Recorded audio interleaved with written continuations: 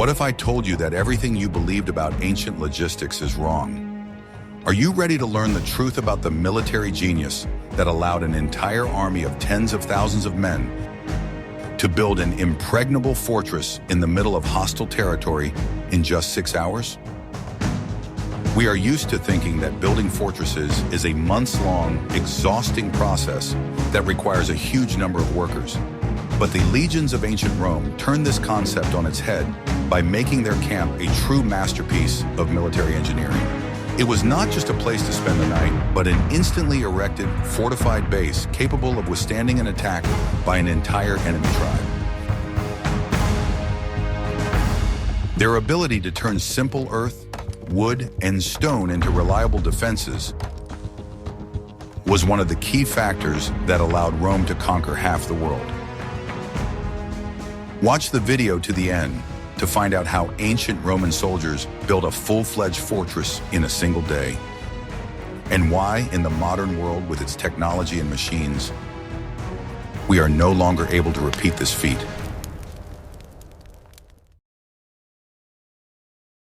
I will reveal the most closely guarded secret of the Roman army. The main difference between the Roman army and all its contemporaries was its absolute discipline and strict methodical approach to everything, including construction. A Roman field camp, or castrum, was not just a place to sleep, but a standardized, quickly erected fort that every legionnaire could build with his eyes closed. This process was so well rehearsed that an entire army could turn a clear field into an impregnable bastion in the time it took a modern battalion to pitch tents. The camp-in-a-day methodology was the cornerstone of Roman military strategy, providing security and rest for troops after grueling marches. Each legion had a strictly regulated camp plan that did not change depending on the location, allowing soldiers to work intuitively without lengthy explanations and orders. This was achieved through the strictest standardization of tools, materials, and, most importantly, the actions of each soldier. In the Roman army, there was no such thing as not building a camp, even if the army stopped for only one night. Immediately upon arrival at the site, the soldiers, ignoring their fatigue after the march, set to work, which was distributed with remarkable precision. At that moment, the legionnaire transformed from a warrior into an engineer, and this skill was one of the most valued in the Roman army. If the army stopped for a longer period, the camp was only fortified and expanded, but its basic structure remained unchanged. The main tool for each legionnaire was a dobra, a pickaxe that served as a hoe, shovel, and pickaxe. With this versatile pickaxe axe, soldiers dug trenches, built ramparts, and trimmed trees. In addition, each soldier had his own pointed wooden stake, or sudis, which became part of the defensive palisade. Each legionnaire knew his role perfectly, and the whole process resembled the work of a giant, well-oiled mechanism where every detail performed its function. This division of labor made it possible to avoid the chaos that inevitably arose in other armies when attempting mass construction. It was thanks to this organization that the Romans did not have to fear sudden attacks during their night's rest. They always slept safely, knowing that they were protected by deep moats and strong walls. While barbarian tribes, having set up camp, spent hours cooking and resting, leaving themselves vulnerable, the Romans first built their defenses. This methodology of building a fortified camp became a symbol of their superiority, demonstrating to their enemies not only the power of their weapons, but also the power of Roman order and intellect. The camp was always located on flat ground and was usually rectangular in shape, which provided optimal protection on all sides and convenience for the internal layout of the streets. Do you think such meticulousness in construction can be considered a more important factor in victory than direct military superiority? Share your opinion in the comments and don't forget to subscribe to our channel. Want to know the main secret of the speed of Roman construction? A huge amount of wood was required to build fortifications, which was used for palisades, internal structures, and towers. The Romans understood that without regular supplies of wood, their campaigns would be much slower, so they calculated in advance how much material would be needed. They also knew which tree species were best suited for different parts of the fortifications, so they chose them based on strength and weight. Thanks to this preparation, they rarely faced a shortage of wood and almost never wasted time searching for new material. Barbarian tribes spent days cutting down trees, while the Romans completed the process in a matter of hours, thanks to their perfect organization and high-quality tools. For many peoples of Northern Europe, woodworking was less systematic, and weapons were often more important than household tools. The Romans, on the other hand, saw wood not only as a resource but also as the foundation of their entire defense, so they paid special attention to it. Their experience from many years of campaigns taught them that quick logging could determine the outcome of an entire campaign. That is why the Romans invested their efforts in teaching soldiers the correct techniques for working with wood. Legionnaires were equipped with steel axes, saws, and adzes, which were much more effective than the primitive bronze or stone tools of their opponents. Such tools not only lasted longer, but also required less effort to use, which was important in the conditions of constant army movement. Roman blacksmiths made these tools in military workshops, where they monitored the quality of the metal and the correct shape of each blade. They knew that even a small improvement in a tool could increase the speed of work for dozens of people. Therefore, the production of equipment was as important as the creation of weapons. This was one of the few cases where technology directly influenced the speed of construction. In the ancient world, such advantages were considered a huge achievement, as most armies depended on natural conditions. The Romans, on the other hand, gradually created a system in which human labor was enhanced by technology. Their tools were not just everyday objects, but part of a large engineering machine. Unlike many of their rivals, they were not afraid to implement new solutions and constantly improve their field equipment. As soon as a legion arrived at a location, special detachments were immediately sent to the nearest forest. These groups acted according to a pre-planned plan, which the centurions explained to the soldiers while still on the march. Every legionnaire knew that his work affected the overall security of the camp, so he took his task seriously. The coordination of these detachments was the result of long training, which was carried out in permanent camps. This allowed them to work quickly even in unfamiliar conditions. These units, called fabers, or engineers, consisted of the strongest and most skilled soldiers who knew how to quickly fell a tree and saw it into the required sizes. Their skills were confirmed in regular exercises, where they practiced felling and sawing techniques. Fabers often had experience working with wood before joining the army, which made them especially valuable. They were also trained to assess the quality of wood by eye in order to select only suitable trunks. This allowed them to avoid unnecessary rework and speed up the entire process. The trees were not simply cut down, but harvested in strict accordance with the camp's blueprints.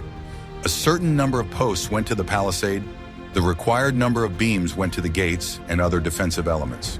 The Romans never took wood at random, as they understood that incorrect harvesting would lead to a loss of time. Centurions ensured that the material was prepared exactly according to the engineer's requirements. Thanks to this approach, even a temporary camp was strong and well-designed. This eliminated unnecessary work and saved precious time. The legion could move from one stage of construction to another almost without pause, because the wood arrived at the site at exactly the right moment. Such precision allowed the Romans to complete tasks before the enemy could realize their plans. In wartime, this gave them a huge advantage, as a fortified camp ensured safety and stability. Therefore, the Romans paid attention to every detail, knowing that it was precisely this that accelerated the overall process. Thus, by the time the earthworks were ready, the wood was already in place, ready for installation. This allowed them to immediately begin building a palisade that protected the camp from sudden attacks. Enemies often did not have time to approach, because the Romans fortified their positions faster than they could prepare an attack. This order of action became a hallmark of the Roman army, and many ancient authors noted its effectiveness. It gave the Romans confidence even in the most dangerous campaigns. Continuous movement, no downtime, and coordinated actions allowed the Romans to accomplish a huge amount of work in a minimum amount of time. These qualities were the result of many years of reforms that began with the Republican military leaders. The Roman army became increasingly organized, which was reflected in its successes in various regions. Even in wild lands, they maintained an order that amazed their opponents. Thanks to this, the Romans could build camps in almost any territory. It was this engineering approach that set them apart from other armies. But that would not have been enough without protection. Ready to learn how the Romans turned the earth into their main weapon of invisibility? You've definitely never heard of this unique secret. After choosing a location and marking it out, which always followed a strict template, troops responsible for digging ditches and building ramparts got to work. This stage was the most labor-intensive, but it also provided the most reliable protection. In fact, the Romans did not simply dig trenches, but created an integrated defense system, where the excavated soil became building material for walls. It was an ideal, waste-free production in field conditions. The moat or fossa was not just a pit. It had a trapezoidal cross-section, narrow at the bottom and wide at the top. The depth and width of the moat were standardized and, as a rule, were at least 1.5 meters. This depth was sufficient to slow down and confuse the attacking infantry, and even more so, the cavalry, forcing them to overcome the obstacle under fire. The earth extracted during digging was immediately put to use. It was piled up on the inside of the ditch, forming a rampart, or agger. This rampart served as a foundation and support for the palisade, as well as creating additional height from which the legionaries could fire. Thus, each cubic meter of earth dug out simultaneously deepened the moat and increased the height of the wall. It was an amazingly rational use of material. The speed of the work was impressive. The legionnaires lined up along the marked line, and each was responsible for his own strictly assigned section. Working in rhythm and in unison, they advanced rapidly, removing and carrying soil at an astonishing speed. There was not a moment of downtime during the work, and the entire legion labored like one huge team of diggers. The pickaxe proved its indispensability here.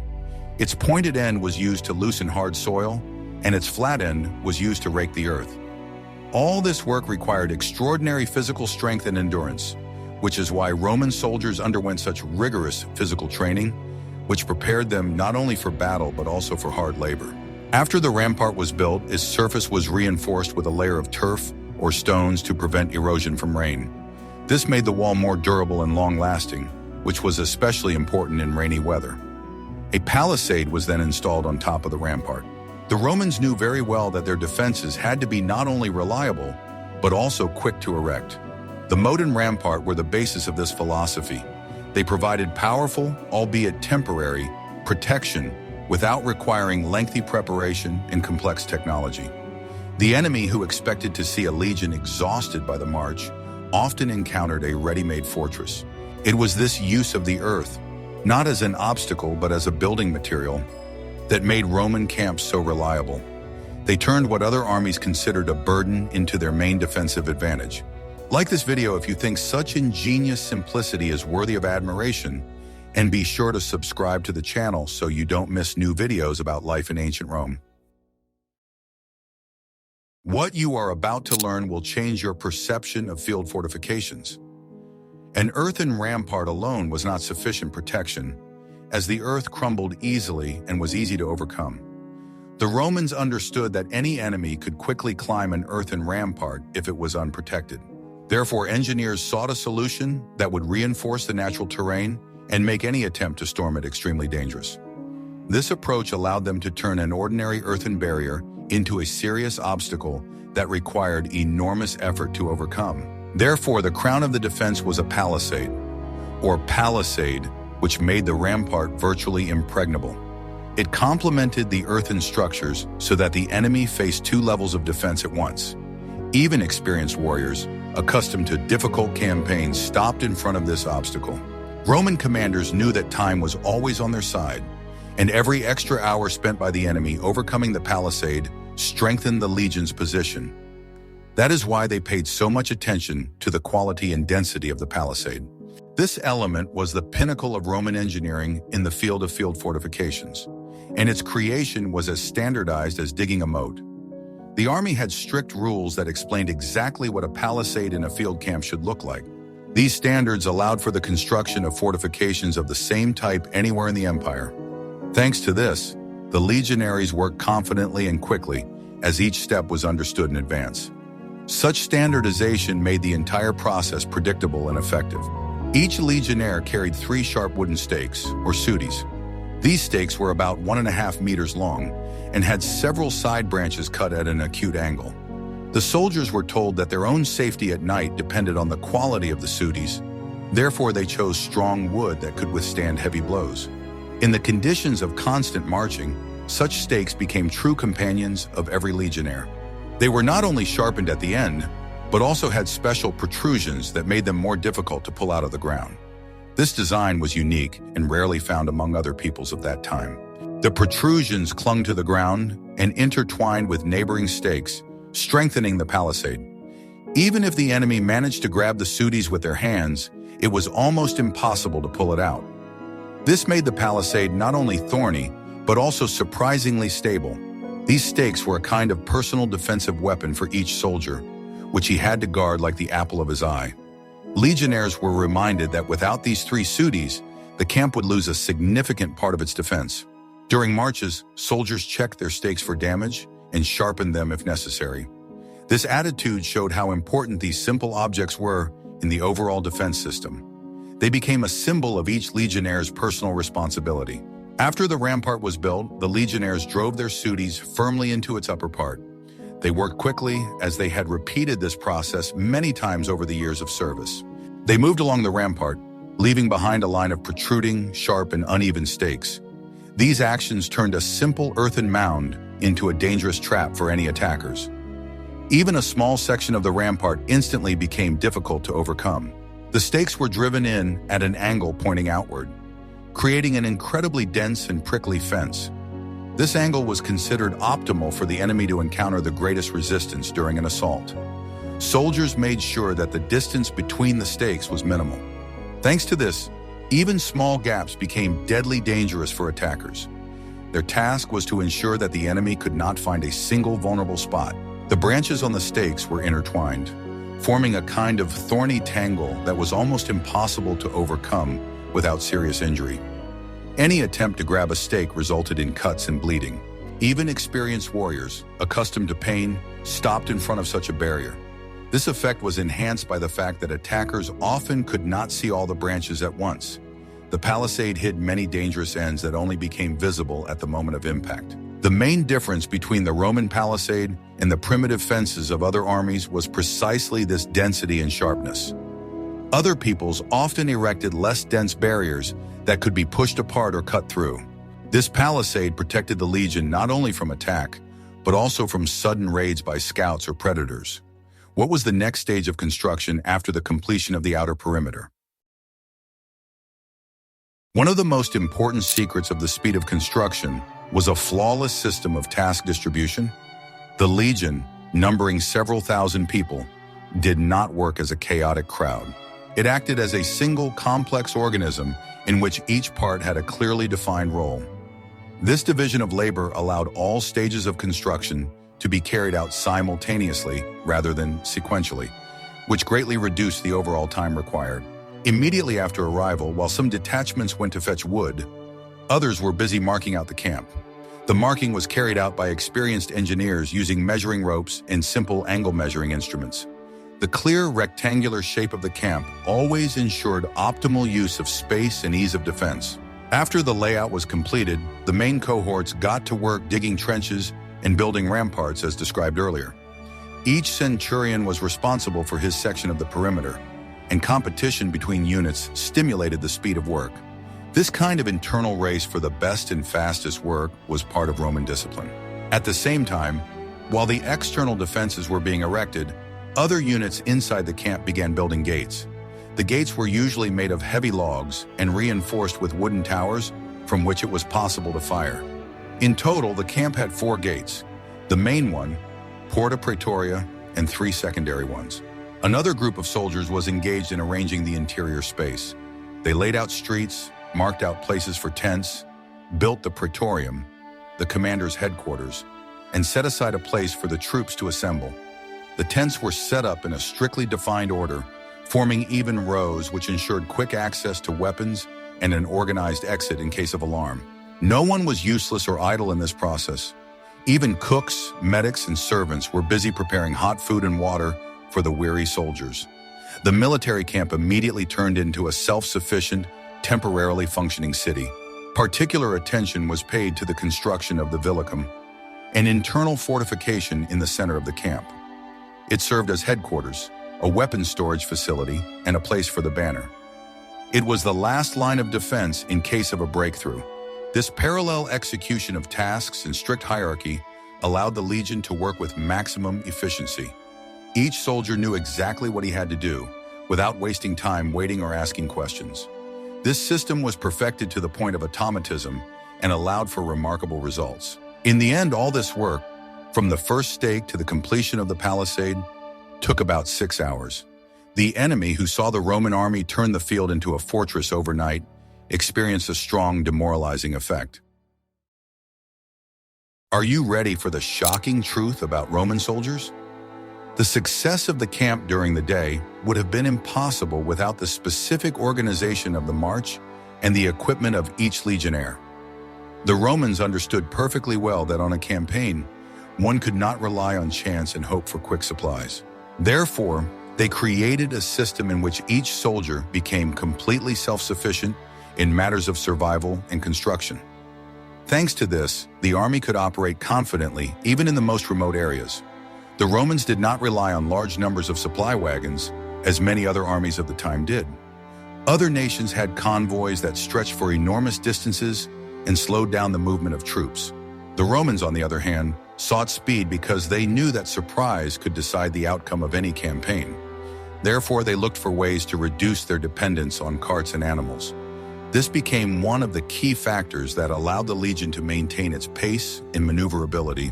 They believed in the self-sufficiency of each soldier, and this became one of their greatest strategic advantages. The system was designed so that the legion could do without long waits for supply trains, even in conditions of a lack of roads and crossings. This autonomy gave them the freedom to choose their route and speed of advance. Roman commanders often used this advantage to make long journeys through difficult terrain. As a result, their enemies were often caught off guard. Legionnaires were not called mules for nothing. Maria, in honor of Gaius Marius, who introduced this system into use. This reformer changed the perception of a soldier, turning him into a carrier not only of weapons, but also of necessary tools. The new structure of the army made the legions more independent of external factors. They did not need to wait for a cart to take shelter, prepare food, or build defenses. This innovation strengthened the army and increased its effectiveness. Each soldier carried not only weapons and armor, but also a significant part of the equipment needed to build a camp and ensure his own survival. He was ready for any situation and always had the means to set up a temporary camp. Even if the army found itself in unfamiliar territory, the soldiers could immediately get to work. This gave them confidence and made their campaigns less dependent on chance. Such versatility was rare at the time. The weight of all the equipment reached 30 kilograms, and this load had to be carried for tens of kilometers a day. Such a load required iron endurance and constant training. Soldiers trained daily to build strength and endurance to withstand long marches. Over time, they got used to the weight and could move faster than many armies without such a load. Roman commanders often noted that it was discipline that allowed soldiers to cover enormous distances. The personal construction kit included 2 or 3 pikes for a palisade, a pickaxe, ropes, and a bag of food. Each item played a role in setting up the camp, which became a home for one night. The soldiers knew how to use each tool and could work together without lengthy explanations. All items were designed to take up as little space as possible. This rationality made the kit as functional as possible. In addition to this, soldiers carried a mess tin and other personal belongings that helped them in their daily lives. Roman legionaries knew how to cook, care for their clothes, and quickly tidy themselves up after a march. These skills allowed them to remain in fighting form even after difficult marches. The mess tin was an important part of their lives as it could be used to prepare food in any conditions. This approach made the soldiers independent and resilient. All of this was attached to a special pole that the legionnaire carried on his shoulder. The soldier distributed the load so that it was least tiring for the body. The pole was designed to hold many items without creating chaos. Although the load was heavy, its convenience allowed them to walk with a straight back and a steady gait. This reduced the risk of injury and increased the speed of the troops. Legionnaires trained for years to walk correctly so that their service would not harm their health. This system allowed the army to move with a minimum of baggage, carrying only the bare essentials. The baggage trains accompanied the legions, but did not determine their pace. This saved resources and reduced the likelihood of losses in the event of an attack. Enemy troops attempting to capture the baggage train often found themselves empty-handed. They encountered well-protected carts carrying only the most important supplies. This approach allowed the army to maintain control over its resources. Heavy siege equipment, flour, and weapons were transported separately, which freed soldiers from carrying even more weight. This made marches more predictable and organized. Commanders could calculate in advance the speed of movement and the distance that the army would be able to cover in a day. Such precision in planning was rare in the ancient world. It helped to avoid sudden setbacks and losses. In this way, the legion became more resilient on long campaigns. Thanks to this system, the army became much more mobile. It could quickly change direction and bypass the enemy. Even if the route passed through mountains or forests, the Romans did not experience great difficulties. They did not depend on roads that could withstand heavy carts. This allowed them to use routes that were inaccessible to other armies. Mobility became an important advantage on the battlefield. The army could move faster and over more difficult terrain without being tied to flat roads. It easily crossed hills, ravines, and forest trails that were considered impassable.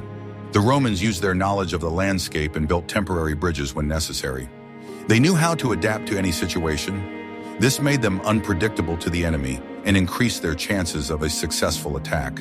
Thus, each soldier became a living logistics unit and engineer. He could perform duties that in other armies were assigned to entire groups of workers. Soldiers knew how to dig, build, saw, and work with the earth. Their skills were universal, and they could perform many tasks. This made the army flexible and capable of operating in a wide variety of conditions. The Romans were proud of the versatility of their soldiers. The system was extremely effective, but it required a lot of manpower. In the next chapter, we will talk about what the Romans did to further speed up the construction process. The speed of camp construction was achieved not only through discipline, but also through absolute standardization. The Romans were the first to apply the principle of mass production and unification in military construction, and this was their ingenious solution. Every element of the camp was strictly regulated and did not change from Britain to Egypt. Regardless of where the legion was located, its camp always had the shape of a rectangle or square. The size of the camp was also standardized and depended on the number of cohorts. This meant that the layout of the streets, the location of the tents, headquarters, and warehouses were always the same. The four main streets, Via Praetoria, Via Principalis, Via Quintana, and Via Decumanus, were always laid out according to the same principle. This ensured perfect orientation within the camp and quick access to any point. A soldier transferred to a new legion felt at home in the camp. This standardization avoided confusion and errors in layout and construction. Engineers did not need to come up with a new plan each time. They simply applied a ready-made template to the terrain, and the soldiers, knowing where everything should be, immediately set to work. As already mentioned, the tools were standardized.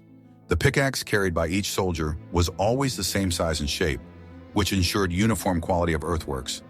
This was important because there were no differences in labor efficiency. Even the tents were standardized.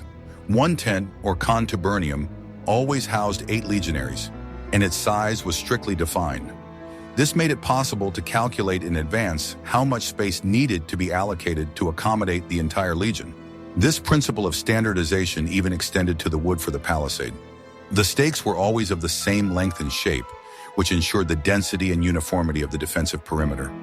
This eliminated weak spots in the defense that could arise from the heterogeneity of the material. Thus, a Roman camp was not just a camp, but a mass-produced product of military engineering. This allowed it to be erected with remarkable speed and reliability because each stage of the work was known in advance and perfected. The Romans turned construction into a kind of assembly line.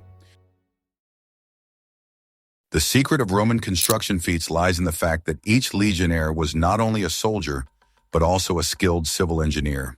In Rome, it was believed that a true warrior should not only be able to fight, but also to create the infrastructure without which the army could not exist. Military training was comprehensive and multi-level. Recruits began their training with the basics of working with tools so that they could gradually become versatile specialists. Training included not only sword and shield skills, but also hard physical labor, which prepared soldiers for digging trenches, cutting down trees, and building bridges. Roman training was legendary and renowned for its harsh discipline. Soldiers marched 30 kilometers a day in full gear, regardless of the season or weather conditions. After the march, they had to perform equally exhausting work-building camps, which required precision and teamwork. The Romans believed that only such trials could instill strength, resilience, and responsibility for the common cause in a person. This daily alternation of marching and construction was part of a system that made legionnaires incredibly resilient and skilled.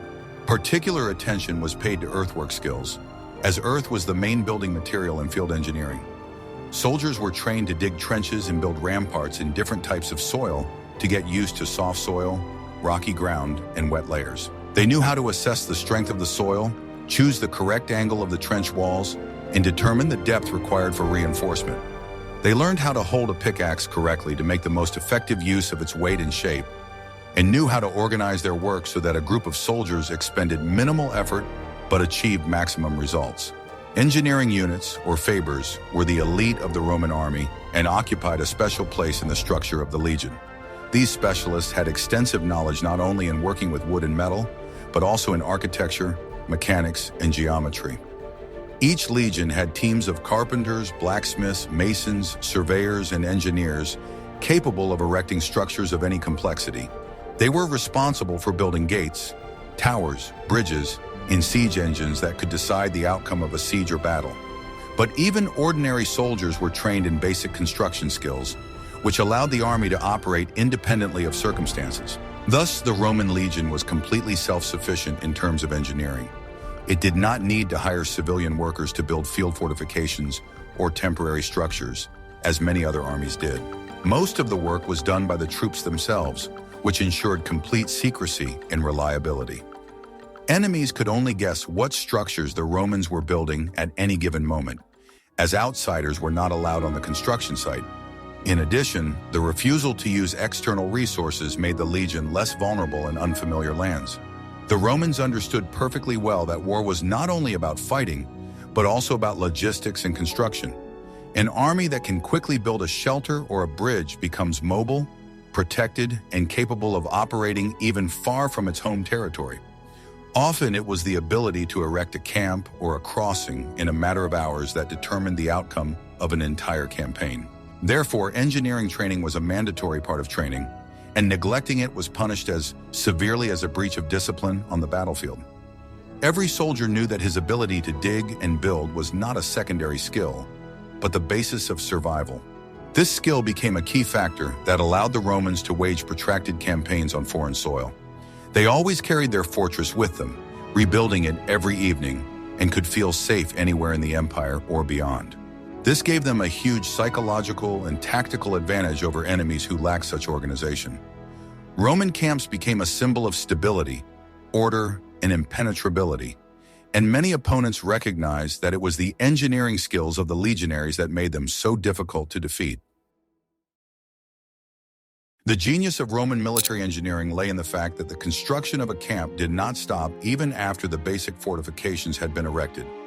If a legion was delayed in one place, the temporary field camp immediately began to be transformed into a semi-permanent and then a permanent fort. This process was continuous and ensured a constant increase in the level of defense. In the first stage, after the moat and palisade had been erected, the soldiers began to reinforce the rampart. They covered it with wood or stone blocks, if available, which prevented it from crumbling and made it more durable.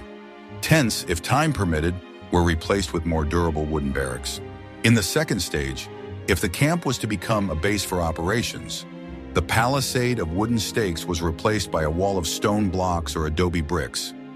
The moat was deepened and widened, and additional traps were installed in front of it, wolf pits and stakes. It is important to note that the Romans did not discard old building materials. Wooden stakes from temporary palisades could be used for the construction of internal structures or as fuel.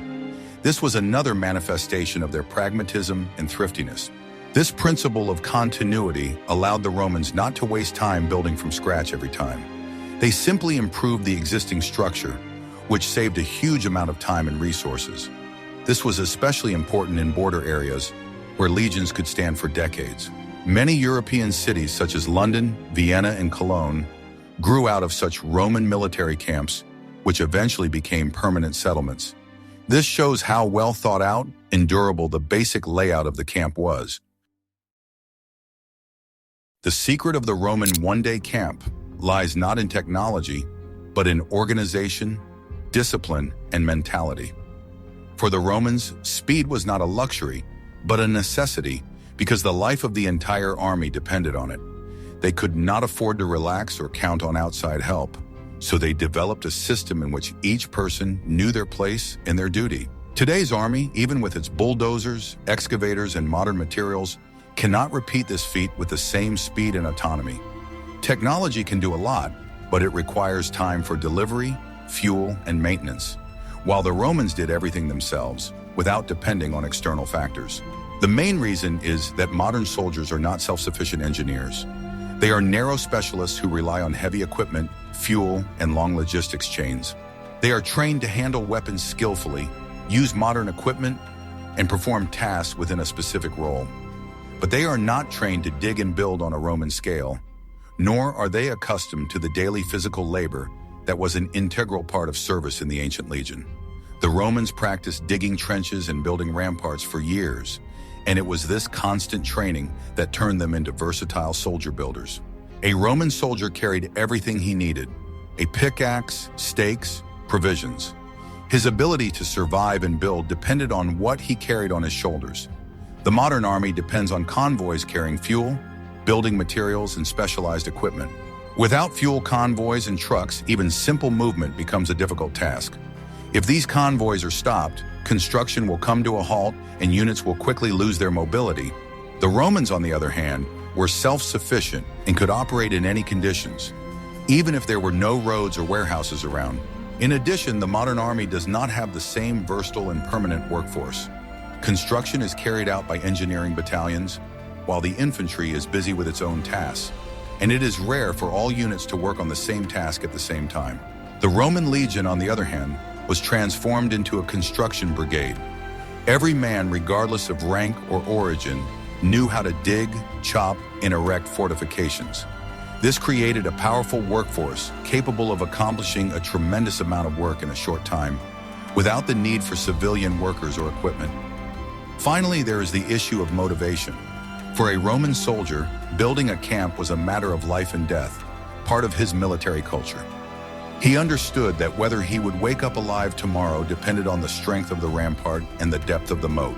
It was his personal contribution to collective security, as well as a manifestation of the discipline instilled in him from his first days of service. The modern approach assumes that this work should be done by machines, which removes personal responsibility from the process. When people believe that the work will be done for them by technology, the very inner necessity that made the Romans unsurpassed builders disappears. As a result, we have more powerful tools, but we have lost the versatility and organizational genius of the Romans. We can build a stronger fortress, but it will take us much more time and, most importantly, outside help. The Romans, on the other hand, could build a reliable camp relying only on their own strength, and this is what made them world champions in field engineering. We have seen that the construction of a Roman fortified camp in 6 hours is not a myth, but a triumph of organization, standardization, and discipline. Every element, from the personal stake of the Judas to the trapezoidal moat, was part of a unified, ingeniously designed system. The Romans turned their soldiers into universal combat engineers, and this became one of the most reliable factors in their success. Their fortress was not made of stone, but of order and will. This story is not just about engineering, but about how human genius can overcome the limitations of time and space when there is a clear goal and impeccable organization. They proved that the best weapon is not a sword, but order. What do you think was the most important aspect of Roman organization? Discipline, standardization, or the personal workload of a soldier? Suggest topics for future videos you would like to see in the comments, and don't forget to subscribe to our channel.